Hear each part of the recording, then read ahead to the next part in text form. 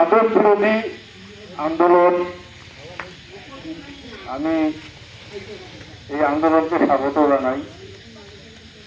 কারণ এই মাদকটা ভালো ভালো পরিবারের ছেলে এই মাদক খেতে এরা নষ্ট হয়ে গেছে। কারণ হচ্ছে যদি মাদক না থাকে এরা খাবেও না। তা আপনারা যেহেতু কমিটি এইখানে মাদক বিরোধী কমিটি করবেন, আপনারা শক্ত হয়ে থাকবেন, আমরা আপনাদেরকে সহযোগিতা করব যাতে যেন মাদক আমাদের অন্তত এই পাঠানপাড়া থেকে মাদক উৎখাত করা যায়। আমি আমার বক্তব্য শেষ করলাম।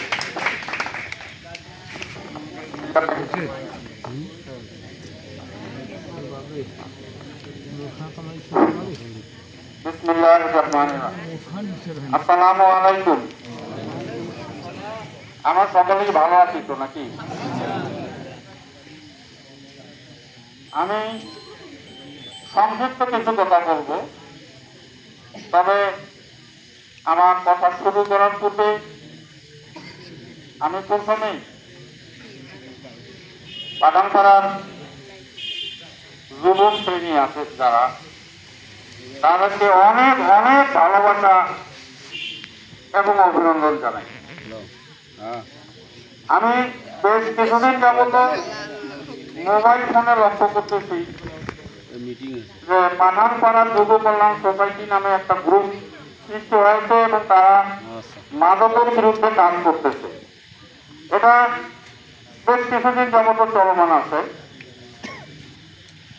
তো পাশাপাশি এটা কিভাবে হইল, যেহেতু আমাদের পার্শ্ববর্তী এলাকাগুলোর প্রতিটি এলাকায় কম বেশি মাদক বিরোধী অভিযান শৃঙ্খলার সাথে পরিচালিত হচ্ছে, এরই ধারাবাহিকতায় আমাদের পাঠানপাড়ার যুবক ছেলেরা একটা উদ্যোগ গ্রহণ করছে এবং সেই উদ্যোগকে আমরা সকলেই পাঠানপাড়াবাসী সকলেই স্বাগত জানিয়েছি। যেমন গত জুমায় এই বিষয়ে আমরা কথা বলেছিলাম, সেখানে আমাদের ইউনিয়নের চেয়ারম্যান মহোদয় উপস্থিত ছিল। আমাদের পার্শ্ববর্তী এলাকা সিপাহীপাড়া এলাকার যে এই মাদক বিরোধী অভিযানে শুরু করেছিল আমার স্নাতক আমার নাতি, অবশ্য সেও উপস্থিত ছিল। পাশাপাশি আমাদের খালিশাপাড়া কমিটির থেকেও ছেলেপেলেরা উপস্থিত ছিল। সেখানে আমরা বিস্তারিত আলাপ আলোচনা করেছি। চেয়ারম্যান স্যার খুব সুন্দরভাবে আমাদেরকে সকলকে বুঝাইছি, কিন্তু আসলে আমরা কতটুকু বুঝেছি, কথা বলেছি, কিন্তু আমরা নিজেরা কতটুকু বুঝতে পেরেছি সেটারই প্রতিফলন আজকে এখানে দেখা যাচ্ছে। আমরা সেখানে কিন্তু অনেক ছেলেপেলেই নাম লেখাইছিলাম যে আমরা এই কমিটির অন্তর্ভুক্ত থাকবো। অনেক মুরব্বী নাম লেখাইছিলাম। চেয়ারম্যান সূচনা বলেছিল যে এখানে 2টা কমিটি হবে, যারা মাঠে কাজ করবে যুবক শ্রেণী, যুবকরা একটা কমিটি হবে। পাশাপাশি যুবকদেরকে পরিচালিত করার জন্য যুবকেরা যাতে ভুল পথে যেতে না পারে, ভুল কোনো সিদ্ধান্ত নিতে না পারে, এই জন্য একটা উপদেষ্টা কমিটি গঠন করা হবে। কিন্তু অত্যন্ত দুঃখজনক হলেও এটাই সত্যি যে পাঠানপাড়ার মুরব্বীরা, কয়জন মুরব্বী আমরা এখানে উপস্থিত হতে পেরেছি, এটা অত্যন্ত দুঃখজনক।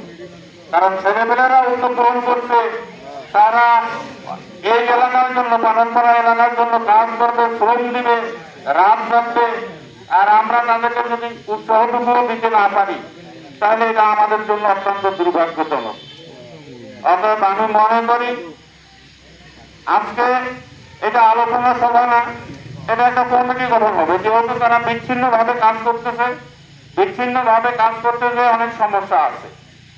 এই জন্য আজকে আমরা যে জন্য এখানে বসেছি, এখানে একটা কমিটি গঠন করা হবে এবং সেই কমিটিটা হবে একটা অ্যাড হক কমিটি।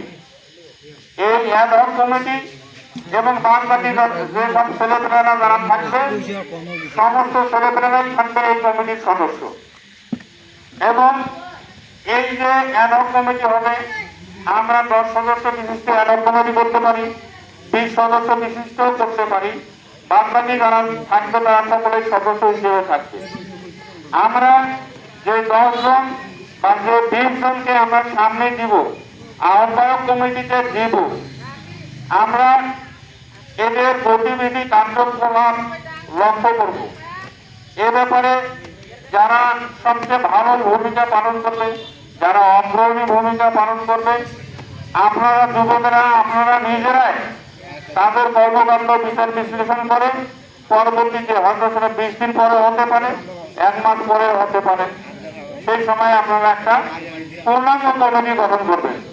যে কমিটিতে সভাপতি, সাধারণ সম্পাদক, তারপরে আমার সাংগঠনিক সম্পাদক, আরো অন্যান্য পদ পদবি থাকবে।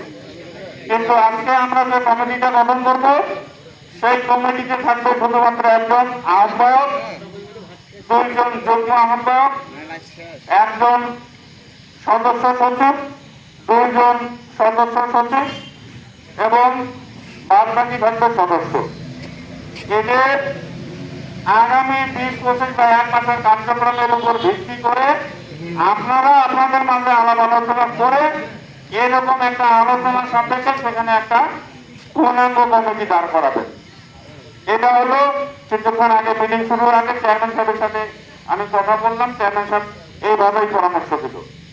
কারণ প্রধান বিষয়টাকে এটাকে পরিচালনা করতেছে আমাদের বর্তমান 13 নম্বর চড়াইজোড়া ইউনিয়ন পরিষদের যে চেয়ারম্যান জনাব মাসুদ রেজা ভাই, উনি এটা সার্বক্ষণিকভাবে এটাকে দেখাশোনা এবং পরিচর্যা করতেছে।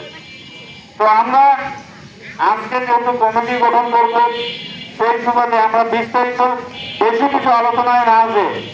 আমার মনে হয় যে আমাদের ভিত্তিটাকে মজবুত করার জন্য একটা শক্তিশালী আহ্বায়ক কমিটি গঠন করি।